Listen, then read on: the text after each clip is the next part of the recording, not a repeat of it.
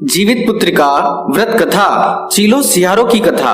नर्मदा नदी के तट के पास एक कंचनवटी नाम का नगर था, जो कि बहुत प्रसिद्ध नगर था। उस कंचनवटी नाम के नगर का राजा मलय केतु था, जो उस नगर पर अपना राज चलाता था। नदी के पश्चिमी दिशा की ओर एक मरुस्थल भूमि थी, जिस मरुस्थल को बालूहटा नाम से भी लोग जानते थे। वहां पर एक बहुत विशाल, बहुत बड़ा घना पेड़ था और उस पेड़ पर एक चील रहती थी, जहां पर वह अपना रैन बसेरा करती थी। पेड़ के नीचे एक गुफा थी, जिसमें एक सियारिन रहती थी। सियारिन और चील में बहुत गहरी मित्रता थी, बहुत गहरी दोस्ती थी। एक बार दोनों ने मिलकर यह निर्णय लिया कि हम दोनों एक अच्छे दोस्त हैं और हम दोनों एक साथ मिलकर जितिया व्रत करना चाहिए। दोनों ने यह संकल्प लिया और व्रत किया था।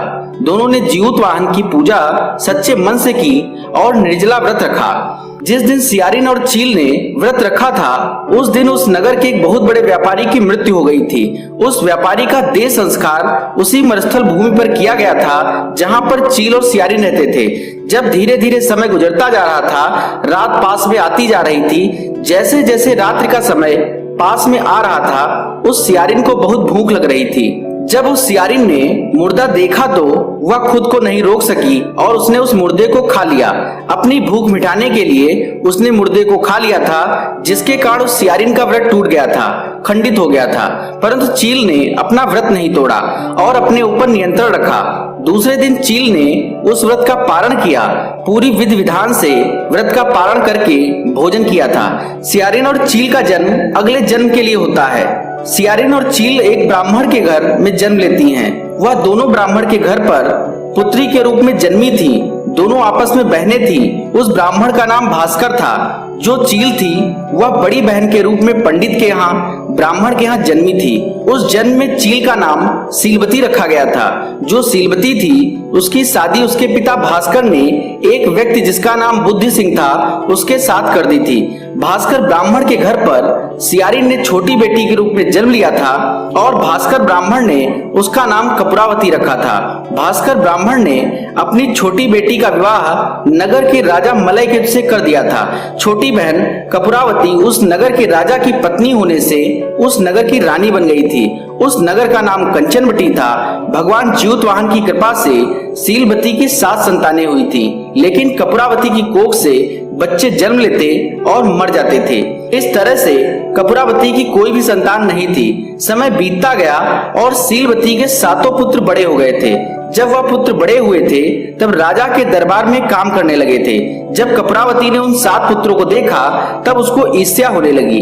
कपूरावती ने राजा से कहकर उन 7 पुत्रों की गर्दन कटवा दी थी। उसने नए बर्तनों में कटे हुए सिर रखवाकर लाल कपड़े से ढककर सीलवती के पास भेज दिए थे।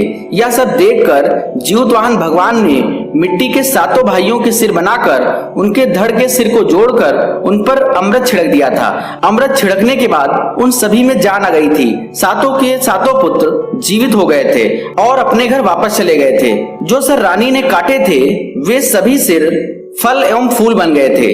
रानी कपूरावती बुद्धसेन के घर से बच्चों की मौत की खबर सुनने के लिए व्याकुल थी।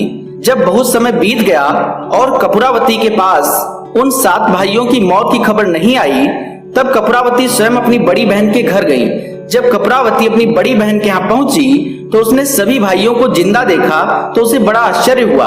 कपूरावती उन सभी भाइयों को जिंदा देखकर बेहोश हो गई थी। जब कपूरावती को होश आया, तब उसने अपनी बड़ी बहन को सारी बात बता दी और पछताने लगी। कपूरावती अपनी बड़ी बहन से गलती की क्षमा मांगने लगी थी। भगवान जीवित वाहन की कृपा से सीलवती को अपने पूर्व जन्म की कहानी याद आ गई थी और बड़ी बहन कपूरावती को उस पेड़ के पास ले गई और उस पेड़ की कहानी बता दी। जैसे ही कपूरावती ने अपनी कहानी सुनी, वह बेहोश हो गई और उसका देहांत हो गया था। जब राजा को इस बात की खबर मिली, तो राजा ने अपनी पत्नी कपूरावती का दाह संस्कार उसी पेड़ के नीचे कर दिया था।